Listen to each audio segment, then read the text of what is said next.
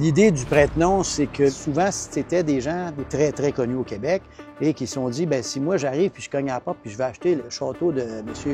Paré, puis que tu sais que je suis telle personne, tu vas me demander plus cher parce que tu sais que je peux payer. Alors, je négociais, j'achetais pour ces gens-là. Il n'y avait pas grand monde qui faisait ça au Québec. J'étais à peu près le seul qui était capable de le faire, je te dirais, de façon extrêmement secrète. Je partais, là, puis j'allais... je sais pas, moi, faire signer France Gall en Afrique, là. Écoute, même ma femme ne le savait pas, là. J'avais une business de frais. Et ça, c'est pas très valorisant pour le self-esteem, même si t'es bon. Les gens venaient me voir parce qu'ils étaient référés par d'autres avocats ou d'autres notaires, puis il y avait des problèmes qui, eux, calculaient insolubles. Les gens arrivaient à la tête entre les deux jambes en disant « J'essaie, j'ai un problème, pas capable de le régler, personne n'est capable de le régler. » Bonjour et bienvenue dans un autre épisode du Côté sombre des affaires, le podcast qui réunit des entrepreneurs à succès et où ce qu'on veut apprendre à les connaître, mais surtout apprendre des hauts et des bas des affaires, de l'entrepreneuriat et apprendre des échecs, des leçons et du parcours de personnes qui ont du vécu. Et aujourd'hui, on se retrouve avec quelqu'un exceptionnel qui a tout qu'un parcours, plus de 40 ans en affaires. Il a visité plus de 130 pays. Avocat de formation, professeur dans des grandes universités, il enseigne entre autres le droit immobilier. Il a pratiqué dans le droit immobilier, le droit des affaires, reconnu comme un expert en négociation. Il a agi à titre de prête-nom dans des transactions majeures d'envergure pour des personnalités publiques, des gens très connus du monde des affaires. Monsieur Sarto Blouin. Sarto, bienvenue parmi nous. Merci, Olivier, merci. C'est un plaisir. C'est un accueil, merci. Écoute, j'aurais pu te présenter pendant des Non, mais j'avais l'impression que tu parlais de quelqu'un d'autre. Mais je sais que tu es quelqu'un qui est super humble. Tu voulais pas que je t'appelle maître, même si j'aurais pu. Mais tu es quelqu'un qui a énormément de scolarité, énormément de vécu, mais qui est super humble, super terre à terre. Et c'est ce que j'aime de toi. Tu viens nous faire un atelier de négociation pour nos membres ici à notre retraite à Sainte-Agathe. Tu étais avec nous il y a une couple de semaines à Istanbul. J'aimerais le goût qu'on commence par démystifier les prête-noms, parce que c'est un sujet qui est plus ou moins abordé. Souvent, la première chose qui vient en tête, c'est que les gens croient que c'est illégal. Tu es un homme qui a bâti sa carrière sur l'intégrité et l'honnêteté. Alors, parlons de ça. C'est quoi un prête-nom? Puis, quel genre de transaction tu as pu faire à titre de prête-nom et comment ça fonctionne en fait? J'en ai fait beaucoup. L'idée du prête-nom, c'est que le public en général, la personne ne désire pas que le public en général puisse savoir que cette personne-là achète un bien, un immeuble. Moi, dans mon cas, c'était des immeubles surtout. Oui. Quoique j'ai négocié pour des tableaux de grands maîtres dans des musées en Suisse, dans des encans, et le musée voulait pas que on sache que c'est le musée qui voulait se porter acquéreur d'un tableau, mettons, de Picasso, des choses comme ça. Alors, je servais comme de front, là, comme on dit parfois. En français, c'est prête-nom. Prête-nom, c'est une notion qui est dans le Code civil, est permise, est légale, qui était à peine modifiée avec l'arrivée du nouveau Code civil, qu'on appelle le nouveau Code civil en 1994. J'enseignais ça aux avocats, aux notaires puis aux juges à l'époque, là, parce que c'était un grand pas quand le nouveau Code civil est arrivé. Il est plus nouveau, mais les règles de droit sur les prête-noms demeurent les mêmes.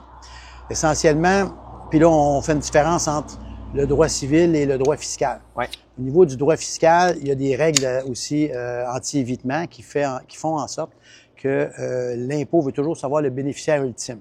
Alors, face à l'impôt, qui est privé, on peut divulguer pour qui on agit. On doit divulguer pour qui on agit. Il y a une obligation de divulgation aux autorités fiscales. Exact. Puis même au niveau corporatif, le registre des entreprises au Québec, aujourd'hui, on doit maintenant avoir des pièces d'identité, donner des bénéficiaires ultimes, etc., des corporations jusqu'aux individus à la fin. Fait que si tu peux plus mettre des trusts, des compagnies, des numéros, puis des affaires que tu puisses pas te rendre au bout.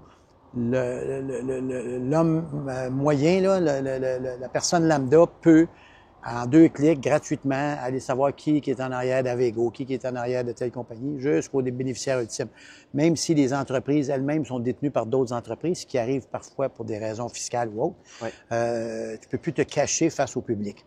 Par contre, et ça, tu fais ça une fois par année. C'est justement dans un objectif de transparence, puis de connaître les bénéficiaires ultimes. Puis les banques font ça depuis longtemps, Olivier. Tu sais, les banques, ils veulent toujours savoir c'est qui, parce qu'ils veulent pas faire affaire avec un Hells Angels. Ils veulent pas faire affaire avec quelqu'un qui pensent qu'ils font affaire avec A, puis ils font affaire avec B, tu sais. Ouais. Ça a eu son heure de gloire pour les permis d'alcool. À un moment donné, les gens trouvaient un poteau, puis ils disaient, on a un poteau, puis là, ils faisaient des conventions secrètes, etc. Ouais. Ça tient plus au niveau fiscal, ça tient plus au niveau corporatif, puis au niveau civil, ben tu peux être prête-nom en autant que tu le déclares. Je vais donner un exemple. À un moment donné, quelqu'un voulait acheter un immeuble. Je l'ai acheté en son nom. Il y avait des revenus de loyer, des dépenses, comme un triplex, mettons. Et à la fin de l'année, il y avait un état des résultats. Parce que moi, si j'ai des revenus de mon triplex, j'ai des dépenses, puis il me reste un profit. Je voulais pas payer d'impôt sur un profit quand je détiens l'immeuble pour Olivier Paré. Pour le bénéfice de quelqu'un d'autre, oui. Moi, je déclarais à l'impôt que ces revenus-là, je les faisais pour Olivier Paré, puis Olivier Paré mettait son argent, les rajoutait dans son rapport d'impôt. Alors, c'était transparent au niveau fiscal, etc. Mais pour la première fois, dans les années 90, on m'a approché parce que c'était des gens, d'abord de l'étranger, qui ne parlaient pas français, qui voulaient faire des grosses transactions immobilières au Québec. J'avais déjà une réputation, puis je connaissais le milieu, puis j'avais 30 ans de scolarité aussi. Fait que les gens disaient, ce gars-là, il est capable de faire ça. Alors, de négocier l'achat, mais aussi de négocier, de faire la vérification diligente. Parce que si tu es un Britannique qui achète, je sais pas moi, l'hôtel Bonaventure, parce que c'était ça à l'époque, je pense, le mandat que j'avais, lui, il me dit, les droits de superficie, un bail amphithéotique avec le fédéral qui détient les tracts, Via Rail qui détient en bas la gare centrale, je pense, puis un hôtel par-dessus en droit aérien, c'est-tu aussi bon que quand je détiens du tréfonds, du Nadir au Zénith, du centre de la Terre au Zénith, parce que là, c'est comme une petite trappe de droit de propriété dans une volumétrie. Alors, ces gens-là, soit qu'ils connaissent pas ça, soit que ils veulent l'hôtel, mais ils veulent s'assurer que ça soit acheté correctement et que quelqu'un qui parle français, qui comprend les contrats, qui peut les négocier et les rédiger et les surveiller, alors ils me demandent d'acheter.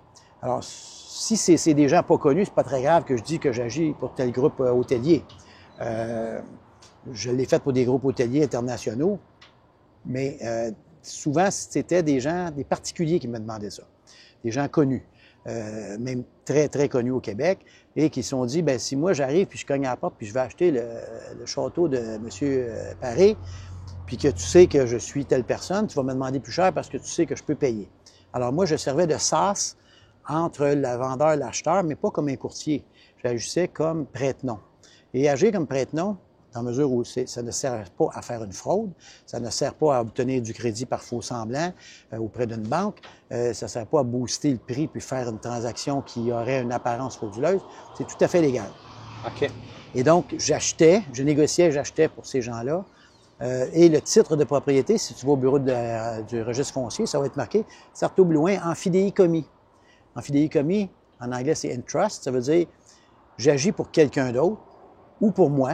Je suis présumé agir juridiquement pour moi tant que je ne déclare pas pour qui j'agis. Alors, si j'achète la maison pour, je sais pas moi, François Legault, puis je notarie, puis je signe Sartau-Blouin in Trust, je suis présumé agir pour moi tant que je ne déclare pas pour qui j'agis. Une fois que la transaction est notariée, la personne qui m'a mandaté peut sortir du placard, tu sais. Elle peut à ce moment-là dire... Mais toi, tu n'as pas d'obligation de divulguer que ça a été acheté au bénéfice d'une telle personne, non, sauf aux autorités fiscales, où ce que ça, tu dois le déclarer. Mais au niveau... Allez, 6 mois, je ne me trompe pas, aux autorités fiscales qu'on a. Hein? Mais au niveau du vendeur, le vendeur, lui, il transige avec Sartau-Blouin Trust, mais il ne sait pas si je représente Mom Boucher ou François Legault, là. Et lui, là, il n'a pas besoin de savoir. On s'entend sur le prix, je paye la maison, puis je fais un sec, puis on s'en va chez le notaire, puis c'est réglé. Ouais. Une fois que c'est notarié, il y a un problème de titre. Parce que là, si je veux dire, mais quand j'ai acheté la semaine passée, j'agissais pour le premier ministre, il faut qu'il y ait un lien de droit dans le titre de propriété. Donc, je fais une déclaration de fidéicommissaire, puis je dis, quand j'ai acheté la semaine passée dans tel acte publié au bureau d'enregistrement sous tel numéro, j'ai acheté telle propriété, j'agissais à ce moment-là pour le premier ministre François Legault, en vertu d'une procuration qui avait été signée avant que j'achète et qui vient ratifier dans ce deuxième acte-là. Et je prends cet deuxième acte-là, qu'on appelle une déclaration de fidéicommissaire, et je publie ça, puis ça vient faire le lien dans le site, puis là, ça devient sa propriété, puis moi, je m'en retourne chez nous. Alors, puis là, ta responsabilité est terminée à ce moment-là. Ma responsabilité est terminée. Peux-tu être tenu responsable de... Oui, je peux être tenu responsable. Si jamais je suis indemnisé pour ça, puis j'ai une promesse de portefeuille, puis j'ai des conventions. Alors, j'ai tout inventé, les contrats, puis cette façon de faire-là, parce qu'il n'y avait pas grand monde qui faisait ça au Québec. En fait, j'en connais pas d'autres, qui, depuis 20 ans ou 25 ans, sont sollicités pour des transactions c'est ça, je disais comme un mercenaire, là, tu sais, mais tu as une mission, tu as une victime, puis tu pars comme un pitbull après un jarret, puis tu reviens à cloche. Là, tu sais. Ma mission, moi, c'est de notarier cette transaction-là avec cet immeuble-là avec un prix. Je les ai toujours closés beaucoup plus bas, plusieurs millions plus bas, en général, que le mandat que j'avais. Mais c'est arrivé une fois où une personnalité très connue qui m'a demandé d'acheter une transaction, il y avait une balance de vente. Alors, pour le vendeur, mettons, je paye 10 millions, je donne un exemple, puis je donne 5 millions tout de suite, puis 5 millions dans 6 mois. La balance de vente est garantie par hypothèque, puis si je ne paye pas dans 6 mois l'autre 5 millions, lui, là, il y a juste un co-contractant, c'est moi. C'est toi. Il ne sait pas pour qui j'agis. Fait que là, il va me dire, dans 6 mois, si je ne paye pas, ils vont me poursuivre moi. Donc, je suis responsable, mais moi, je me suis assuré avant que le 5 millions soit garanti par quelqu'un de solvable en arrière de moi, connu ou réputationnellement qui a des actifs nécessaires. Puis, si jamais je suis poursuivi, je peux l'appeler en garantie. On ne s'est jamais rendu là. Parce que j'ai fait ça pour... Tu as fait ton due diligence, puis... Ben non, mais c'est surtout parce que les gens qui me demandaient ce genre de travaux-là, c'est des gens qui sont beaucoup, beaucoup, beaucoup plus riches que moi. C'est des compagnies publiques à la Bourse de Toronto. Fait que, tu sais, si Bell Canada me demande d'acheter un terrain parce qu'ils veulent passer quelque chose ou veulent bâtir quelque chose, ils veulent pas que ça se sache parce que le vendeur va monter son prix parce que c'est Bell qui cogne à la porte. Ah, t'en as besoin? Si t'en as besoin, tu vas payer plus cher, tu sais. Ben oui. Alors, je vais acheter, mettons, pour Bell ou pour une compagnie publique, je vais notarier, puis s'il y a une balance de vente, je suis pas inquiet que Bell va me payer parce que, je veux dire, ils ont déjà payé la moitié du prix de vente, puis la balance de vente, ça m'importe peu, tu sais. Fait que, dans le cadre de ça, j'ai fait effectivement beaucoup, beaucoup de transactions, puis j'étais à peu près le seul qui était capable de le faire, je te dirais, de façon extrêmement secrète. Confidentielle. Les gens me payaient, écoute, même ma femme ne savait pas, là, tu sais, je partais, là, puis j'allais... je sais pas, moi, faire signer France Gall en Afrique, là, puis je revenais, puis personne n'était au courant de la transaction que j'avais faite à Outremont. Puis, il s'est passé des choses souvent où les gens disaient « Pourquoi je peux pas le dire? Je peux pas le dire. » Les enfants, parce que il y avait uniquement une personne qui le savait, c'était moi. Wow. Alors, c'est des mandats hyper confidentiels parce que dans l'entourage de ces gens-là, il y a beaucoup de mamans, il y a des gardes du corps, il y a du monde qui ont de l'argent. Alors, ils ont un chauffeur, puis là, tu parles dans le char, puis tu entends au téléphone, il répète ça à sa femme. Alors, moi, il m'engageait comme on va pas dire un loup solitaire, parce que ça fait terroriste, là, mais il m'engageait comme une personne qui est complètement en dehors du radar de tout le monde pour faire un job bien spécifique, avec un mandat bien spécifique, avec un prix bien spécifique. Puis, j'ai fait, à date, là, je dirais, je n'ai pas manqué une dans 20 ans. T'sais. J'ai réussi j'ai une 1000 de moyenne au bâton, mais il y en a une, ça a failli pas fonctionner, là, mais c'était un cas d'un hurlu-berlu de l'autre côté. L'acheteur, mon client, il me dit, écoute, si tu es capable d'acheter ça, il me donne le mandat, puis c'était tout un défi pour moi. Mais il me dit, écoute, on a essayé depuis 2 ans, on a essayé avec des courtiers, on a essayé avec des intermédiaires.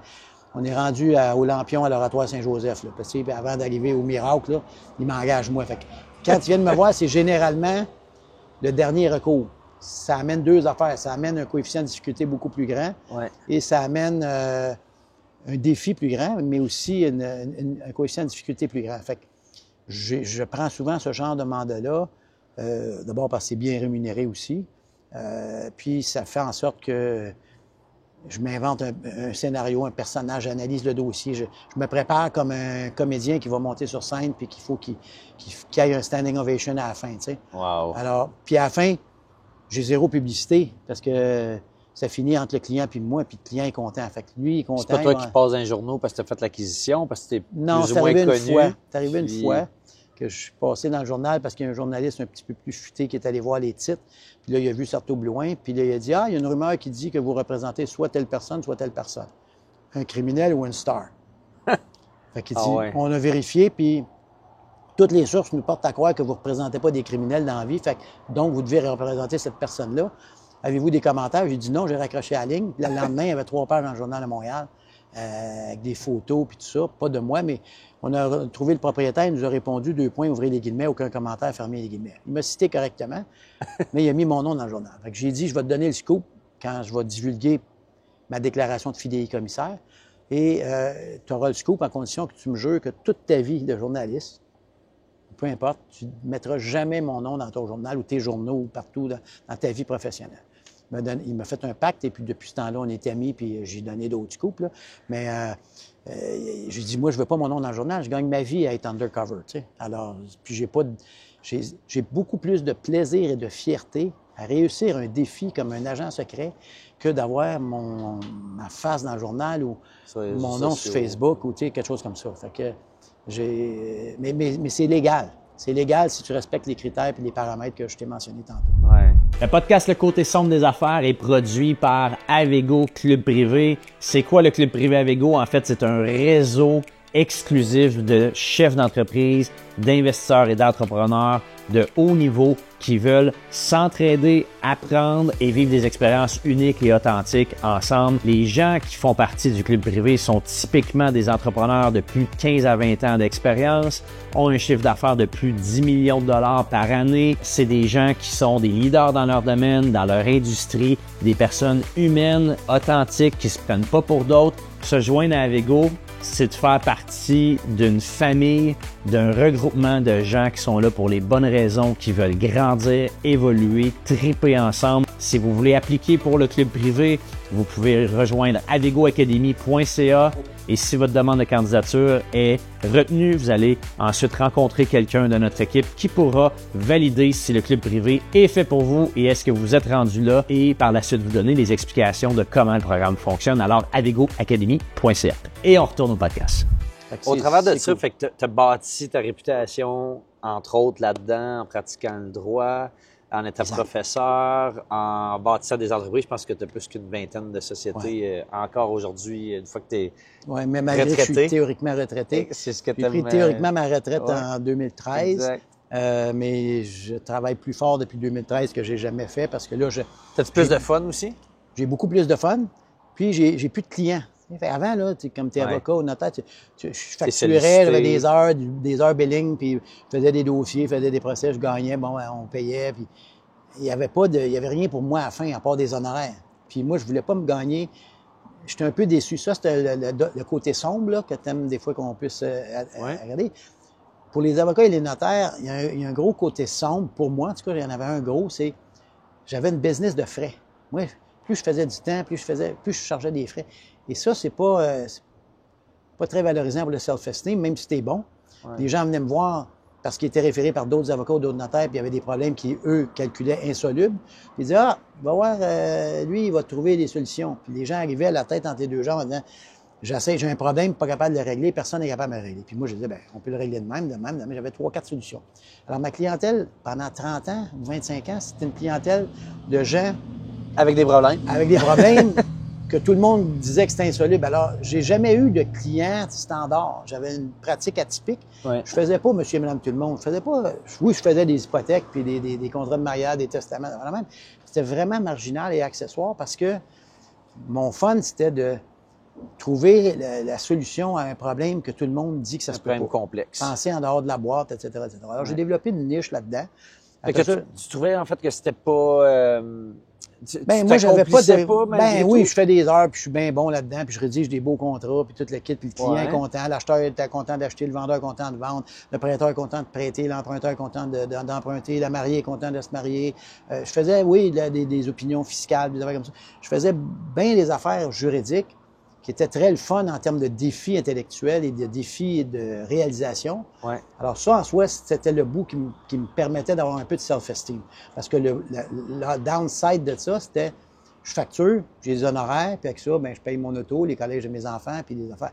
Il n'y avait pas de défi. Là, depuis que j'ai pris ma retraite, mes 22 sociétés, il y en a dans toutes sortes de créneaux d'activités humaines, de business, et c'est des défis de tous les jours avec des jeunes qui me sortent en dehors du cadre. Le carré de sable n'est plus là, il est infini. Ça va dans l'intelligence artificielle que dans... Mais c'est toujours des business. Donc, c'est toujours du droit des affaires, c'est toujours... Mais je bâtis du capital, je bâtis de la richesse, je bâtis des emplois, je crée des entreprises, je développe des entreprises, je monte des entreprises. Puis ça me permet, à ce moment-là, d'avoir 100% de plus de plaisir, de défi, mais je le fais pour moi, je le fais pas pour un client. Là.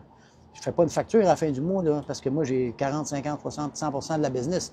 Fait que j'ai de l'actionnariat, des participations dans plein de choses. Fait que le côté dark de de pas avoir rien pour toi ou de juste faire une business de frais, ça m'a tanné, même si j'avais une superbe pratique, puis que j'étais une star dans mon milieu, puis que ça allait bien. Là, je me suis jamais plaint. Mais à un moment donné, j'ai décidé que je vendais ma pratique, ferme ma shop, puis je m'en vais chez nous. Puis là, je vais manger mes bas, je ferai plus d'argent, puis la quitte, mais je m'étais mis un petit coussin d'une couple de mois, je me disais, bon, je peux vivre avec ça, mais il faut falloir que je trouve de quoi d'autre. Puis là, j'ai fait un virage 180. Je me suis mis à créer des business, à partir des business, à développer des business. Et là, bien, ça a grossi. Puis aujourd'hui, je dirais, j'ai fait plus d'argent dans les derniers 10 ans que dans les 40 premières années. Là.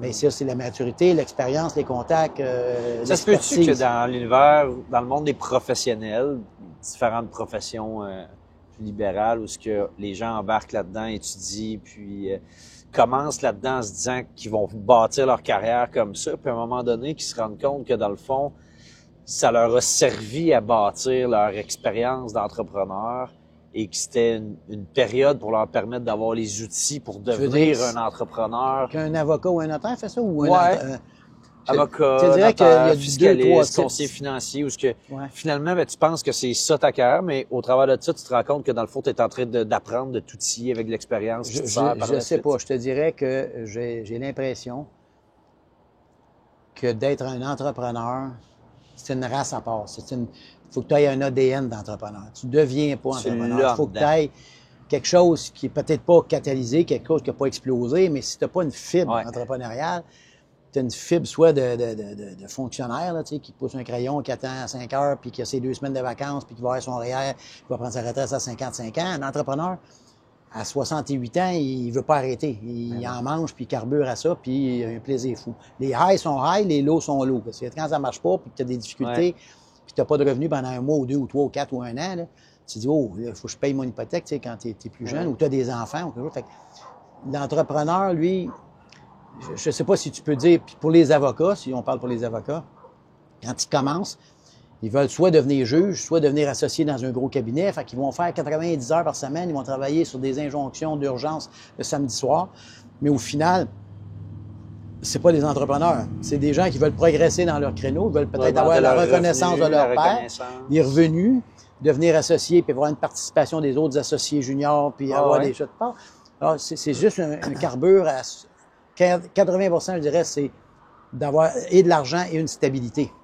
Puis là, dire, ben là, j'ai un gros bureau, j'ai un gros cabinet, j'ai plein de jeunes avocats, puis la business, ça rentre, puis j'ai des bons clients, puis encore faut-il que tu sois bon, là, mais si tu es bon, ça plafonne là. Tu vas faire plus ou moins d'argent, puis tu vas avoir plus ou moins de temps pour aller jouer au golf avec tes clients, parce que là, tu vas avoir délégué à des plus jeunes, puis tu vas participer à quelque chose.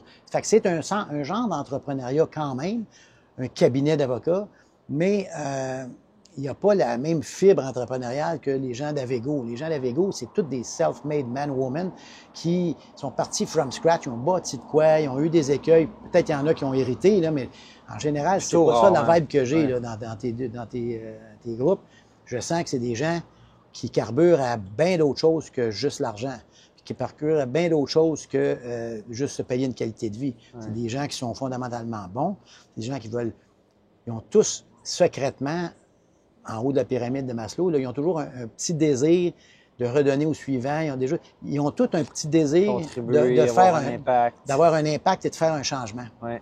Un gars qui bâtit un cabinet d'avocat ou un fonctionnaire, il veut pas changer la structure de la Ville de Montréal. Il veut juste savoir à quelle heure qu'il peut prendre sa retraite, puis avoir son syndicat, puis qu'il va le défendre, puis tout le kit. Fait que c'est génétiquement pas pareil. Fait que je te répondrais, par contre, bizarrement, j'ai vu dans ma vie, et j'étais abasourdi de ça. Je me rappelle mon directeur de compte à la Caisse des Jardins. Il travaillait de 10 heures quand la caisse ouvrait dans le temps. À 10 heures, il fermait à 3 heures. Lui, il finissait à 3 heures. Il avait 10 à 3 avec une heure de dîner là-dessus. Puis, il faisait juste rentrer des chiffres de gens qui empruntaient de l'argent. Il disait, bon, tu veux 100 000, combien tu gagnes, combien il rentrait ça dans son tableau. Puis, l'ordinateur, il disait si son client se qualifiait ou pas. C'est comme dull, entity, comme job. Là. Il tombait en burn-out. Il faisait 3 burn-out qu'il faisait. C'est que, parce que même si tu veux pas, même si tu n'as pas la fibre entrepreneuriale, ça se peut que tu te retrouves pas dans un rôle où tu n'es pas entrepreneur puis que ça te déprime pareil parce que tu n'as pas de self-esteem, tu n'as pas de...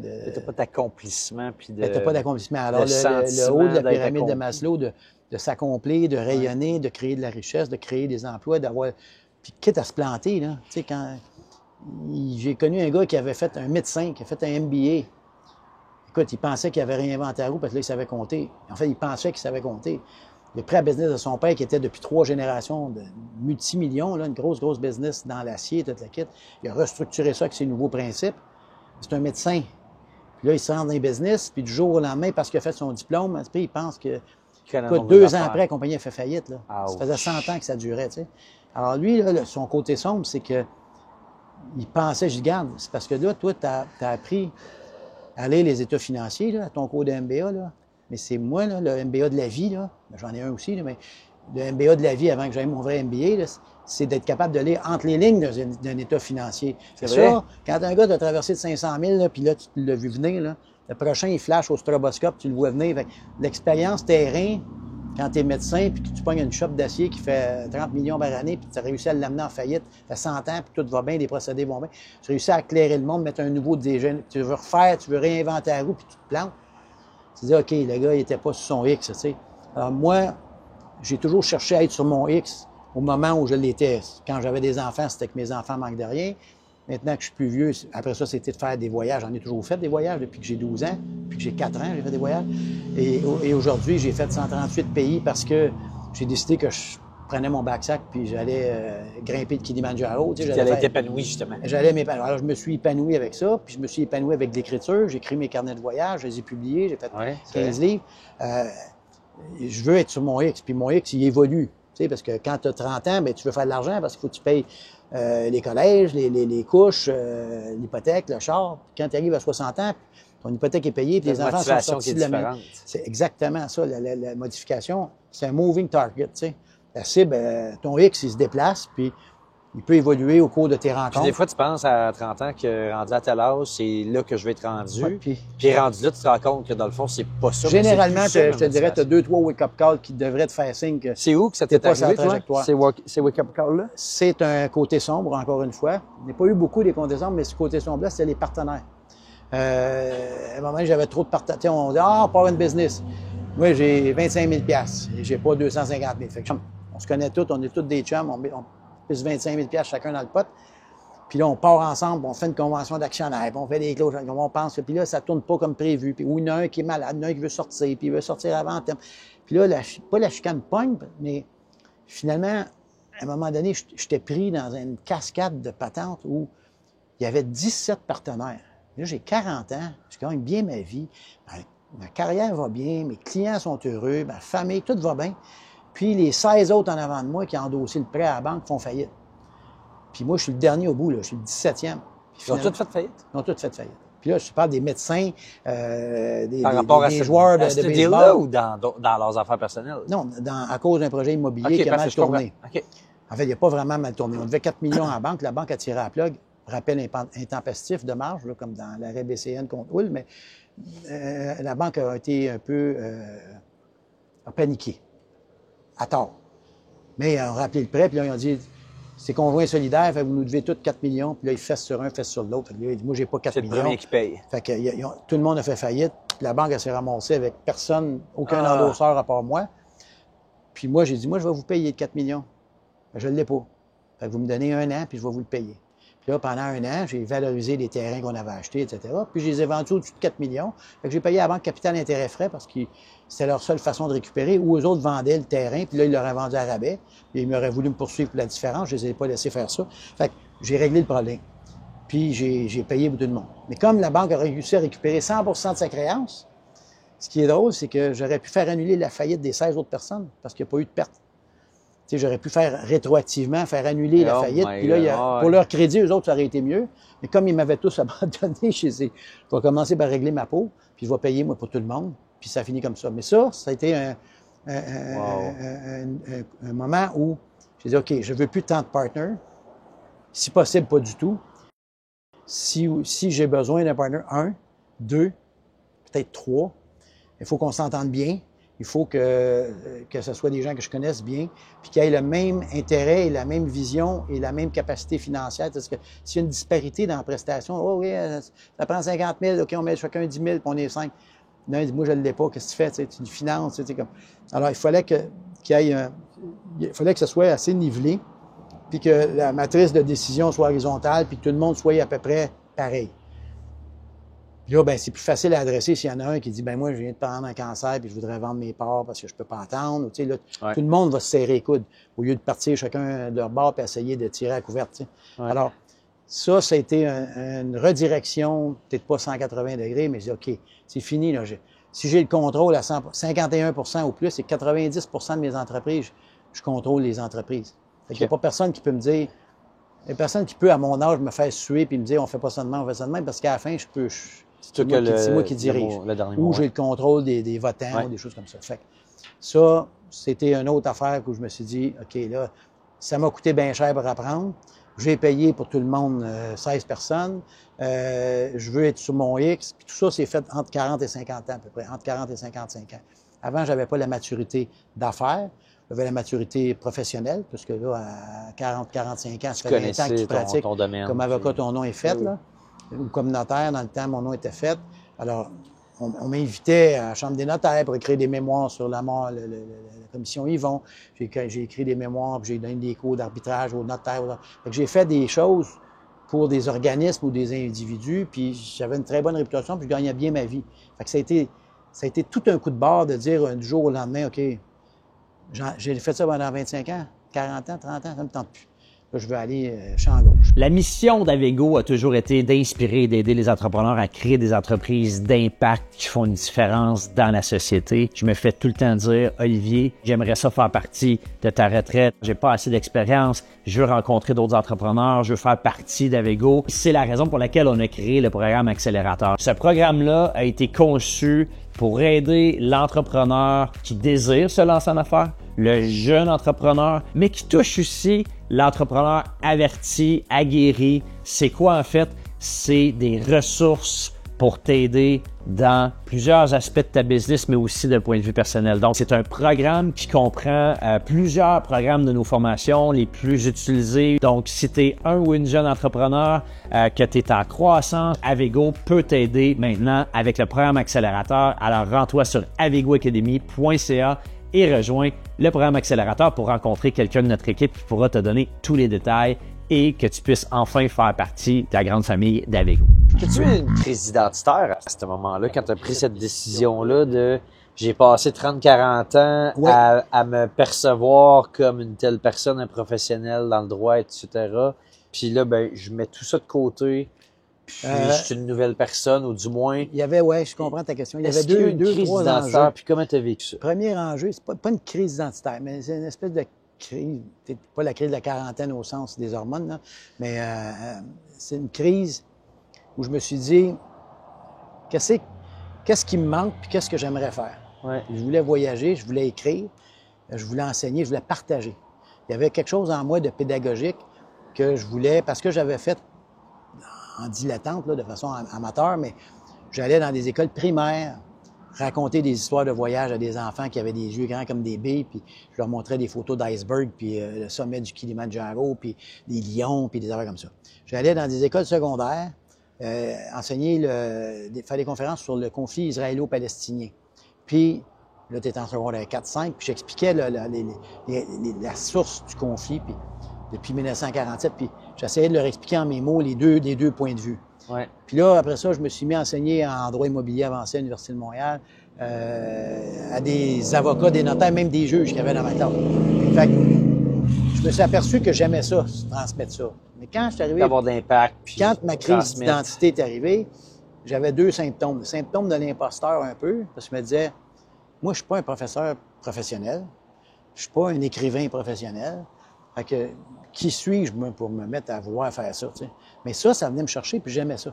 Parce que je voyais dans l'œil de l'enfant une petite étincelle, puis à un moment donné, 10 ans après, sa mère, elle écrivait au professeur en disant, quand M. Blouin est allé, ça a allumé quelque chose chez ma fille, puis que là, elle est rendue en géographie à l'Université de Montréal parce que son histoire de voyage l'avait marqué. Tu sais, tu touches des personnes. Ça, c'est un impact réel, mais oui. il y a eu un fade-out du syndrome de l'imposteur. Il y a eu un fade-out de ça avec le temps, puis je me suis plus senti ça. Puis au niveau identité, je me suis dit, OK, un exclut pas l'autre, je peux partager de l'information, je peux partager des connaissances, je peux avoir un impact. Avoir un impact. Et je me suis mis à faire du mentorat puis du coaching pour des jeunes gars, de 18, 20, 22 ans, qui ont zéro notion d'affaires. Mais qui ont faim. Mais qui ont faim. Et là, j'en prenais un, puis 2 par semaine. Il venait à mon bureau, il s'assoyait en avant de moi toute la journée, puis il me faisait juste me regarder négocier, puis parler au téléphone, puis dealer avec les clients. Je demandais aux clients, avez-vous objection à ce qu'ils viennent au closing? De toute façon, l'acte de vente va être public au bureau d'enregistrement. Je vais y expliquer c'est quoi. Et là, ils ont commencé à vouloir comprendre la fiscalité, comprendre les contrats, comprendre c'est quoi un bail net au commercial, tu sais, c'est quoi une hypothèque, c'est quoi. Puis ces jeunes-là, là, aujourd'hui, qui ont 30, 32, 35, c'est des redoutables hommes d'affaires. Ils ont un bagage, écoute, ils discutent avec des gens de 50, 60 ans qui brassent des millions, là, puis eux autres, ils mangent des ramen puis ils n'ont pas une scène, mais ils sont en train de bâtir des entreprises d'affaires. C'est fascinant. Et ça, c'est un carburant, là, c'était mon héroïne. Tu sais, j'ai jamais pris de drogue, mais c'était comme, hey, ça, là, voir que ce que je peux leur apporter, là, ils comprennent la différence entre une société en commandite, une compagnie, une corporation. Ils enregistrent eux-mêmes leur marque de commerce, connaissent le traité de Madrid, ils sont capables de faire un dépôt de marque de commerce au Canada. Ils savent, puis ils ont tout, personne n'a fini son cégep, là. C'est tous des entrepreneurs que j'ai aidés à s'auto-développer parce qu'ils étaient rejets. Moi, j'ai trop étudié, mais eux autres, c'était pas des modèles pour l'école. Alors, je me suis senti de faire œuvre utile, de prendre des gens qui ne sont pas dans un carcan ou dans un moule comme le mien, à savoir, on s'en va à l'école, on passe nos examens, on trouve un job, on meurt là, puis on fait notre retraite, puis ça finit là. Tu sais, on travaille pendant 40 ans. Je me suis trouvé un purpose in life. Là. Je me suis dit, si je suis capable de prendre des gens qui peuvent mal tourner, des gens qui sont sur le bord, tu sais, qui n'ont pas d'études, qui n'ont pas d'instruction, qui n'ont pas de mentor nécessairement, qui n'ont pas d'exemple. Puis qui ne sont pas faits pour le moule. Mais c'est des génies, comme des Steve Jobs ou des Elon Musk, des gens qui sont peut-être pas de TDAH nécessairement, mais il y en a plusieurs là-dedans, mais c'est des gens qui rentrent pas dans les moules sociétaux qu'on est habitué de voir. Alors moi, j'en ai fait ma mission de prendre des atypiques, un peu comme moi, des gens qui ont des capacités que je considère exponentielles, si on leur donne de la corde pour accomplir leurs rêves, puis qu'on les accompagne. Alors, je les ai accompagnés, puis après ça, je les ai financés, puis après ça, je continue de les accompagner, puis ça a fait des petits. Alors, je donne beaucoup. Je peux plus donner autant parce que là, d'abord, je suis rendu vieux, ça me tente moins, mais je suis toujours sur leur comité aviseur, je suis actionnaire de leur compagnie. On fait des meetings tous les 2 semaines, 3 semaines, chacun des entreprises.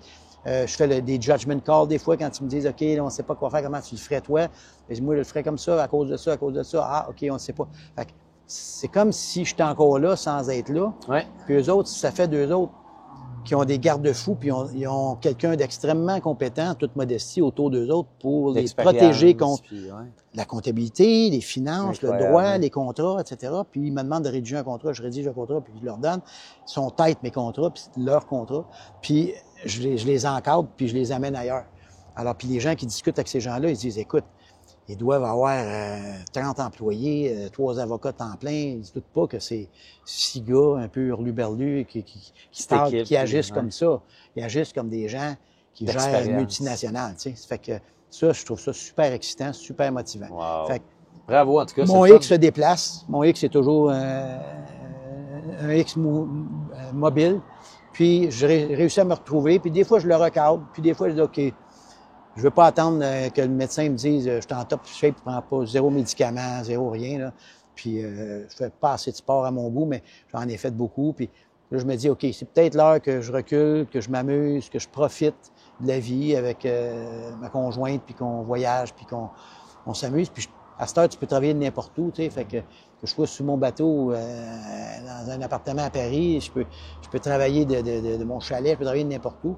Et je vais être aussi efficace parce qu'il y a des Zooms, il y a des téléphones, puis il y a de l'Internet là, partout. Fait que ça me permet de moins me sentir coupable, de ne pas être 9 à 7, 9 à 7. Entre toi puis moi, là, puis vous autres, je suis encore beaucoup d'heures au bureau. Mais si c'est la passion. Oui. Faut pas se sentir mal de ça, je pense. Quand tu es entrepreneur, que tu aimes ce que tu fais, c'est dur d'arrêter de faire ce que tu aimes, tu sais. Puis la pandémie, ça a été, tu sais, on était un an, là, cloîtré, pas cloîtré, là. Un an ou deux, même. Alors, à un moment donné, j'étais à la maison, puis je travaillais à la maison, puis le travail continuait à tourner, puis tout allait bien, que c'était le fun de retourner au bureau. Bon, j'ai un immeuble qui a du coworking puis des espaces de bureau, puis ça, la business est tombée à zéro.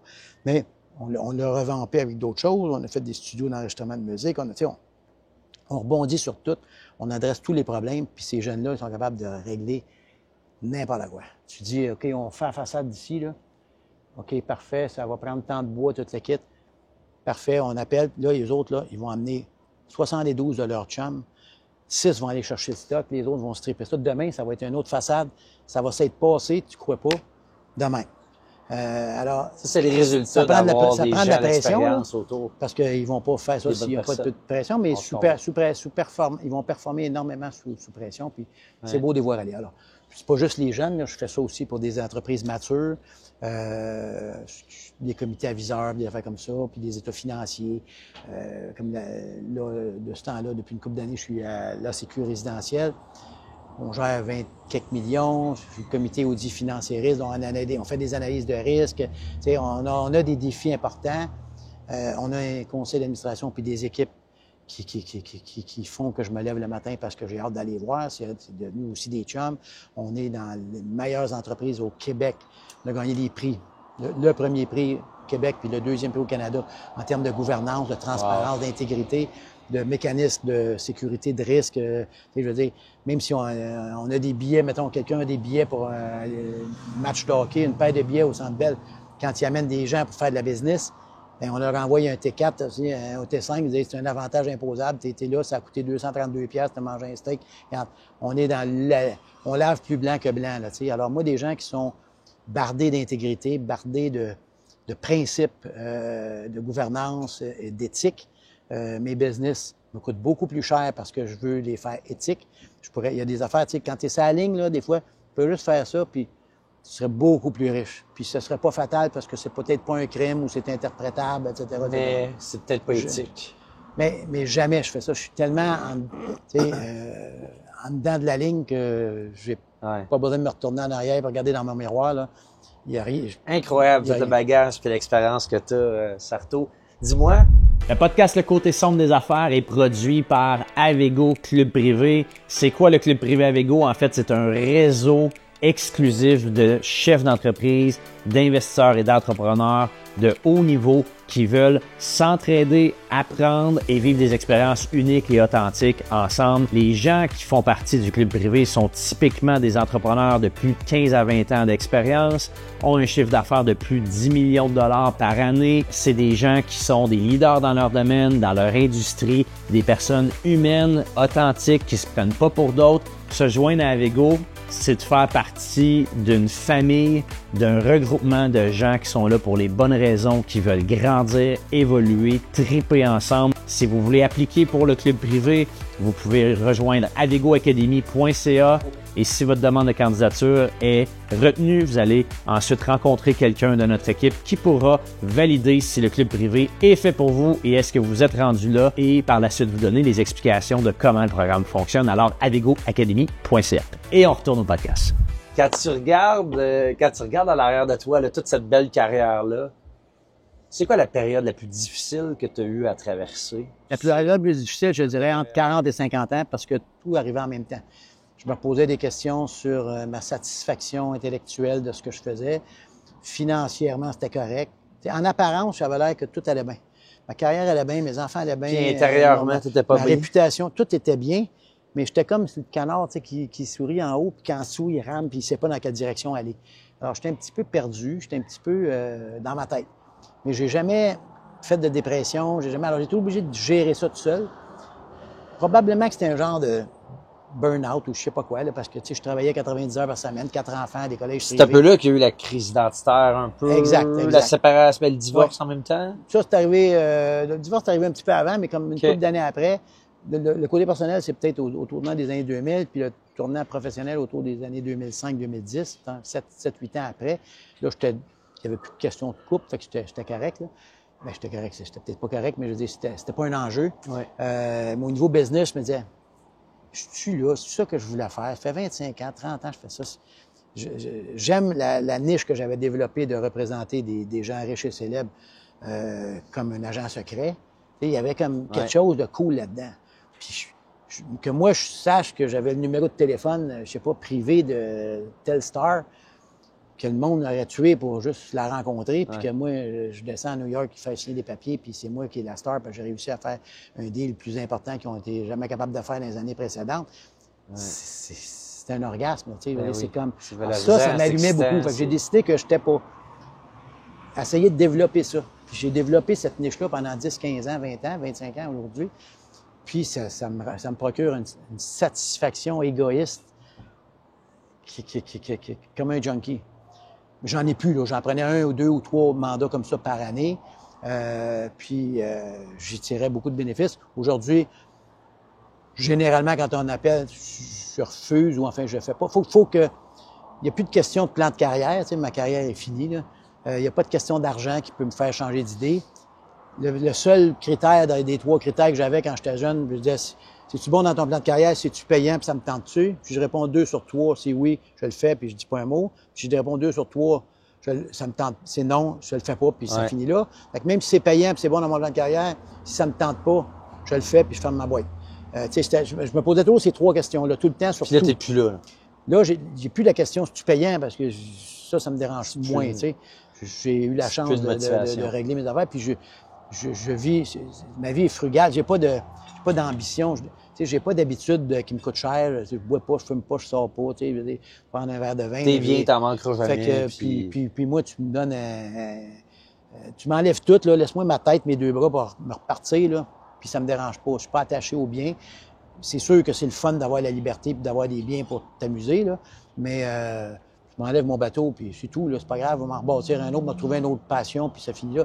J'ai pas d'attachement matériel. Et ça surprend les gens, parce que les gens me disent, on va te payer, c'est 1000 $ de l'heure, tu sais. Non, c'est pas une question d'argent. C'est une question de là, ça me tente dessus, je vais te savoir du fun.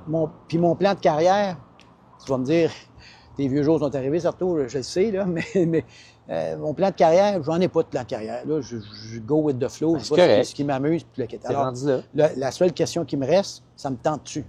Si ça me tente, OK. Après ça, je peux peut-être me poser la question, ça va-tu être payant, ça va-tu être le fun, ça va-tu m'amener d'autres choses, ça va-tu m'amener ailleurs, ça va-tu rendre service à quelqu'un. Tu sais, j'ai créé une fondation, la Fondation Humaniste, c'est pour aider des artistes, c'est pour aider, je redonne beaucoup à la société. Pas juste en argent, mais en biens, puis en énergie, puis en conseil. Fait que ça me procure beaucoup plus de joie que tu me dises, je vais t'acheter, je vais t'engager, puis je vais te payer 1000 $ de l'heure, tu sais. Je chargeais ça, je chargeais 600 $ de l'heure il y a 15 ans, puis j'ai arrêté parce que j'étais tanné de faire ça, c'était pas une question d'argent, tu sais. Ouais. La Fondation Humaniste. Oui, la Fondation Humaniste du Québec qui fait la promotion des valeurs humanistes et de la pensée critique. Donc, les valeurs humanistes, c'est les arts, la science, aider les valeurs humaines, le respect, la durabilité, l'éco-responsabilité, les valeurs sociétales qu'on endosse tous, au-delà des dogmes et des religions. Donc, les dogmes et les religions, c'est une question personnelle, je pense, qui devrait pas occulter le reste de ta vie. Tu sais, tu dois pas, tu mérites pas la mort parce que tu crois pas comme le même Dieu que moi. Tu sais. Alors ça devrait être dans ton lieu de culte ou chez vous, ou dans ton cœur ou ailleurs, mais pas dans des relations contractuelles, pas dans de la business, pas dans de l'affaire. Alors, moi, je fais la promotion des valeurs humanistes en n'enlevant rien aux croyants de rien, là. C'est pas parce que je suis athée que je veux que personne croie, mais, tu sais, me faire dire qu'il y a quelqu'un quelque part dans le ciel qui me regarde tout le temps, mais que si je fais un péché, je vais aller en enfer, me brûler pour l'éternité, mais au final, il m'aime, tu sais. De la misère, tu sais, c'est de la misère avec ce genre de rhétorique-là. Je comprends. Okay. Alors, puis c'est drôle parce que quand je voyage, je suis curieux de ça, par exemple, parce que c'est prouvé que ceux qui croient, ben ça leur apporte quelque chose, tu sais. Ouais. Alors, je reconnais ça, j'accepte ça, c'est pas fait pour moi, c'est tout, mais je vais en Iran, je vais en Irak, je vais en Corée du Nord, je vais au Tibet, je vais rencontrer des moines, je vais rencontrer des prêtres zoroastriens, je vais rencontrer des imams, je vais rencontrer des rabbins, je vais interviewer des gens dans des voyages que j'enregistre, que je fais j'ai des documentaires quasiment, des tapes et des tapes que j'ai jamais rien fait avec. mais pour les challenger, pour leur poser des questions, pour les comprendre. J'aime comprendre autrui, j'aime comprendre des autres peuples, j'aime comprendre les autres façons de penser, les autres façons d'agir, les autres façons de manger. Fait que, en voyageant, tu arrives au Liban ou en Tunisie ou en Syrie, tu reviens, tu es moins ignorant, puis quand tu es moins ignorant, tu es plus tolérant, puis quand tu es plus tolérant, tu as moins de guerre. Parce qu'en général, 99% des guerres, c'est des problèmes de communication, puis les problèmes de communication sont générés ou créés par l'ignorance d'autrui. Ah, lui, là, s'il est noir, ça doit être un voleur de char, tu sais. Tu sais, des raisonnements Midwest américains, là, marche pas, ça, tu sais. Moi, j'ai des amis dans toutes les religions, dans toutes les couleurs, puis je suis pas raciste, là, puis mais je veux comprendre ça. Pourquoi tu penses de même, pourquoi tu... Des fois, j'ai challenge, puis je vois, tu sais, pour qu'il n'y ait pas d'ignorance, puis qu'il y ait plus de tolérance, puis c'est ça que j'ai enseigné à mes enfants, le respect d'autrui, etc. Puis ils ont tous voyagé beaucoup, ils ont plongé dans toutes les mers du monde, puis ils savent qu'est-ce qu'il y a. Tu sais. Quand tu vois un président comme George W. Bush, qui est rendu à 60 ans, qui devient président des États-Unis, il n'a jamais eu un passeport de sa vie. Il n'a jamais été ailleurs que il n'a jamais sorti des États-Unis. Pour vrai? Comment l'homme le plus puissant du monde peut comprendre le Moyen-Orient, comprendre une autre culture, une autre religion, si tu n'as pas... Tu sais, comment tu peux diriger des relations internationales si tu n'as pas compris ton prochain? Ça fait preacher, mais moi, j'aime... je suis allé dans les pays baltes, je suis allé dans les pays d'un Balkans, rencontrer des gens qui étaient à la limite dans l'Empire russe, à Narsak, ça s'appelle, en Estonie, pour aller parler avec des Russes, puis qui étaient juste sur le bord de la frontière, puis etc., puis comprendre la réflexion. Puis après ça, je challenge ce qu'on écoute dans les médias ici. C'est pas du tout pareil en général. Tu vas au Tibet, là, les Tibétains, ils haïssent le Dalai Lama. Nous autres, on pense que c'est leur Dieu puis qu'ils l'aiment, là. Il est parti en 1959, il n'est jamais retourné. Il ne s'identifie pas pantoute au Dalai Lama. Tu sais. Fait que, ça, si tu ne vas pas sur le terrain, tu ne sauras jamais, parce que ce que tu lis dans la presse ou dans les journaux, c'est pas ça. Tu sais. Fait que, moi, j'aime aller confronter par moi-même, j'aime aller questionner par moi-même, j'aime aller me faire une opinion par moi-même. Et les voyages m'apportent ça, mais les voyages m'apportent une ouverture sur l'autre, sur d'autres façons de faire. Puis quand tu négocies en business, j'ai négocié avec des Asiatiques, j'ai négocié avec des Français, j'ai négocié avec des Sud-Américains, j'ai négocié des contrats partout dans le monde. Il faut que tu comprennes l'autre point de vue, exact. L'autre façon de penser. Il faut que tu comprennes que, je sais pas, un Asiatique, tu commences pas en parlant de ta business. Tu parles de sa famille, puis quand tu lui donnes ta carte d'affaires, il apprend deux mains, puis il salue, puis tu sais, il y a comme des respects, il y a des codes que si tu y vas pas, tu les sauras jamais. Tu sais. Puis tu vas penser que toi, le colonisateur, tu vas faire un copier-coller, puis ça va marcher. Ta façon de faire de la business là-bas, il va falloir que tu l'adaptes à nous autres, on n'a pas de 13e étage, eux autres, ils n'ont pas de 4e étage. Ou la couleur verte, là, c'est la mort, c'est la jungle, c'est la maladie. Si tu mets, écoute, ils ont fait à Singapour, je pense un building à Kuala Lumpur, en Malaisie. Des Occidentaux, une grosse boîte, tu sais, ils ont fait un super beau gratte-ciel. Il est vide. Il n'est pas feng shui, les angles sont pas bons, puis ils ont peinturé tout ça vert forêt, c'est beau, beau, beau. Mais eux autres, ils ont dit vert, personne n'a loué là. Puis c'est pas le 13e étage, l'autre, c'est le 4e. Fait que, tu sais, il faut que tu étudies ce que tu vas faire. Je te parle de l'immobilier, mais c'est pareil dans n'importe quoi. Dis-moi, Sarto, en terminant, tu sais, quand tu regardes le passé, puis tout ça, si tu avais un conseil à donner à quelqu'un qui a peut-être un peu moins d'expérience que toi, qui est en business, qui a le couteau entre les dents, puis qui a le vent dans les voiles, un conseil que toi, tu aurais aimé savoir ou apprendre plus tôt dans ta carrière, ça serait quoi? Bien, un conseil que je vous donnerais pas, c'est de mettre le mot succès sur votre frigidaire puis le regarder assez souvent en espérant que ça se passe. Croyez en vous, ça c'est sûr. Osez. S'il y a un conseil, je dirais oser. Si tu n'oses pas, en fait, généralement, c'est la peur ou la crainte du rejet ou quelque chose qui empêche les gens d'oser. Il y a un gars qui m'a téléphoné il y a un mois à peu près. Non, il m'a écrit. Puis il me disait, j'aimerais ça vous rencontrer. Je ne le connais ni d'Ève ni d'Adam, là, je ne le connais pas. C'est un jeune. Fait que je jase avec lui, puis il me dit, j'ai lu sur vous, je ne sais pas où, je ne sais pas quand, ben, je ne pose rien. Puis j'aimerais ça vous rencontrer juste 1 heure. Puis là, je dis que si tu me veux, tu sais. Je te parle de quoi pendant 1 heure? Je veux rien que tu me parles. Je veux juste que vous me parliez de vous. Je veux juste que vous me parliez. Je veux juste vous écouter pendant 1 heure de n'importe quoi. N'importe quoi. Là, moi, je ne fais pas des conférences privées pour 1 heure avec quelqu'un que je connais pas. Le gars, il insiste, il ose. Tu sais, j'aurais pu dire non. Tu sais. Non, je te Le gars, il a osé passer par-dessus ses propres craintes. d'essayer de se dire, ben moi, je veux une entrevue avec Wayne Gretzky, là.